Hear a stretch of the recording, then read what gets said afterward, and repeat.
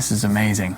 What was your name again? Danielle. Danielle. Yes. Danielle and Dexter, right? Oh yeah. He's the real star of the studio. Oh, this little People crooked really bite. here to see. Yeah. Was the plan initially to put a console in here when you were thinking about the build? Well, you know the token studio desk that has become so popular. That's kind of what I had always aspired to. Just a desk where I could have some outboard gear and stick my monitor in the middle of it, call it a day. Most of the studios that do have a console that I've worked in always have that little sidecar for the Pro Tools rig. Yeah. Or for the, you know. Oh, for the yeah, computer. where your right ear. Yep. Yep. So was in I that for a bit. definitely never really desired a console because of that. But then I worked with Carlos de la Garza, who had he had a 16-channel Wonder audio console, and his monitor was right smack in the middle of it. Perfect. And I was at his place, and I was like, "What is that console? I need that." And you know, it's scalable, it's modular, so I mean, I don't need. Oh, that's cool. I don't need a big console, like, Right. and there's not room for it in this space anyway. I do love just the tangibleness of it. I love the extra pre's, and the workflow. I mean, you know, the 8 faders. That's just like my Tascam from 1996. So far, I've used the pre's, the EQs. I haven't got really delved into the auxes because I mean, for me, it's an aux track in Pro Tools. Like, I haven't quite. Yeah. My brain hasn't figured out how that translates yet. But yeah, I mean, I love it for tracking drums especially. And then, you know, with the way I set up my sessions, everything always gets summed to a drum bus, a music bus, a Vox bus, and an effects bus. So Sick. 4 stereos. Yep. So just sum them through that. Just you get that extra little analog gush. Yeah. And I mean, it makes a big difference, man. So this is called a Wonder? Wonder, W-U-N-D-E-R, yeah. Sick. Yeah. This is the first one I've seen. It Really? looks really, really cool, yeah. Is this, you said Carlos used this same console? He had a 16 channel, so cool. like I said, they're modular. So I mean, they can go up to, I think, you know, I think the biggest one I've seen is 64. I think what he had, I think he had another bank of 8 over here. Okay, yeah. But I mean, you could stick another 8 down here if you want, depending on, you know, however you want to set it up. Mike at Wonder in Austin built this for me. Once the console was done, I flew down to Austin, threw it in the back of a minivan, you know, one of the ones where the seats, you know, disappear into the floor, and just drove it back and moved this puppy in here. And that's when I told the contractor, all right, the console's here, you got to be done. Yeah. What computer are you using? I have always been on a laptop. Ah, yes, my guy. Yeah, Rocking a laptop. one of these days I'll upgrade to the, you know, the M1 Studio or whatever. I still travel a lot, Yeah. and I don't even know how to have plugins on 2 different computers. So, Yeah. so yeah, man, I'm just on a laptop and I use this Bridge dock. Oh, sick. Just stick her down there. That looks and great. Yeah, just, you know, just LG computer monitor. The only thing I don't take with me is my interfaces, so I've just got my little Apollo Twin that I take on the road with me, and so Great. long as all my tracks are frozen, my sessions open just fine. That's great. Yeah, so you've got 3 of the Apollos over here, Yeah, we can just all do this. X8Ps. That's awesome. Yeah, so with the console, they talked me into upgrading to the X8Ps with the D-sub connectors, just to make, you know, patching and wiring just a lot cleaner. You know, back when UA would do those end of the year sales, and you would, you know, buy an interface, get a free satellite.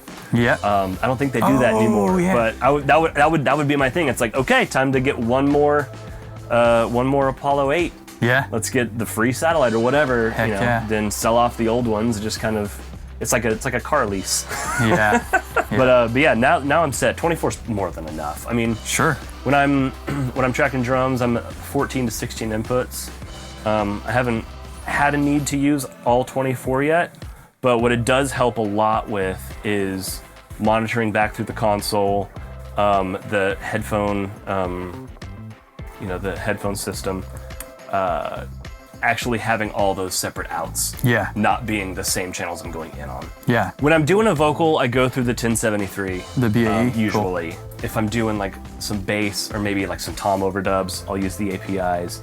I actually love the form. I'm not getting paid to say I actually love the warm. The freeze. 412? Yeah, that whatever that tone button does. Yeah. Holy sh. No, I don't want to even know what it does. Yeah. Like, I don't want to know how the sausage is made with that tone button. Yeah. But man, take your R88, Oh yeah.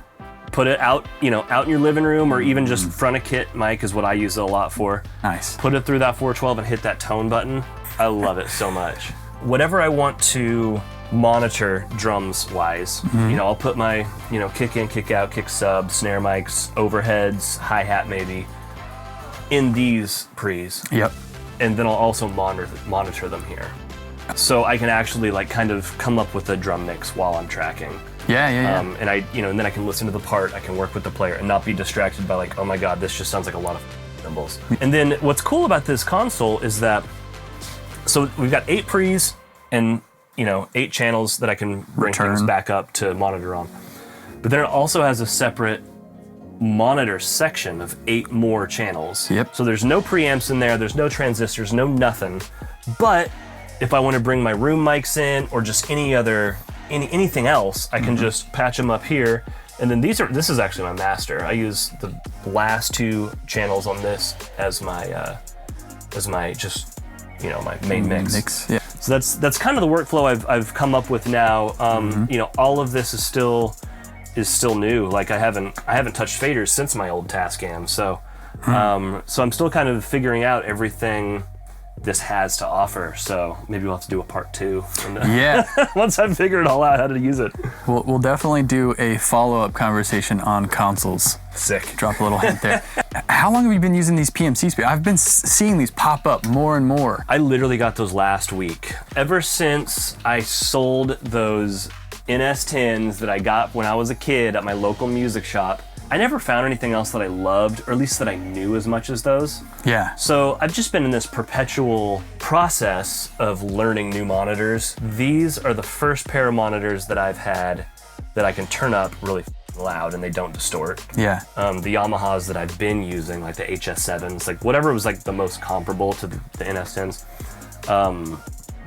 I can't listen, I can't listen loud. I can't have the band vibe out to, the A&R speaker mix. Right, yeah. These will do that. And anywhere in the room, you still get some low end. I haven't turned my sub on yet with these. Snap. It's just that, the HS sub or whatever. Sweet. Have yet to turn the sub on. And also the selling point for me was I got them last week.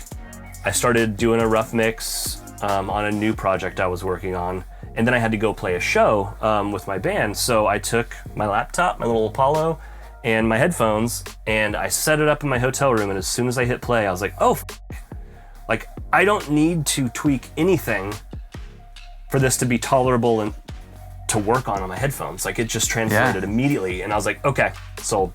Is it set up in Pro Tools like with your template to where is laid out to work both in here and when you go to just laptop, or do you have to kind of do Yes and some... no. Really the only thing I have to do is once I get to like mix mode, I just have to go to all my sub aux channels and just change the output to A, 1 and 2, 3 and 4, 5 and 6, and then it's good to go. Yeah. Other than just like where it's coming through, it's either going to be coming out my main stereo bus, monitors and the headphones when I travel, or it's going to be summed, feed the console first.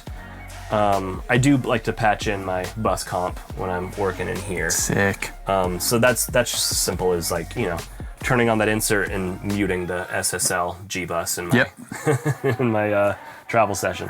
Okay, and then you have more heads in here. Yeah. When I am tracking guitars, I am either playing them or I am here engineering. Yeah. I've learned through trying to have an engineer that I like to be sitting here and touching everything, and it might be control issues. Controls. I'm not sure. I'm sure it is, but so yeah, I want the knobs in here. I want to tweak the sound here. Yes. And hear how it comes out the speakers. I want to control them in here, and then like I was saying earlier, I've got under the foundation, I got piping going to the ISO booth, and that's where the speaker line comes out. Dude, the cable routing and everything is superb. Dude, that game changer. Like, apart from the isolation, the best part about this space, and really any studio space, is all the cables are behind the walls, and there is a surplus of power outlets. There's not a power strip in sight. I've never gotten to live like that. It's insane. Yeah. I still do a lot of writing as well. So the control room is kind of like, it's like the kitchen of the studio. Like everybody just conglomerates in the control room. So usually that will be me and 2, maybe 3 other people sometimes. So I do like at least enough space for that.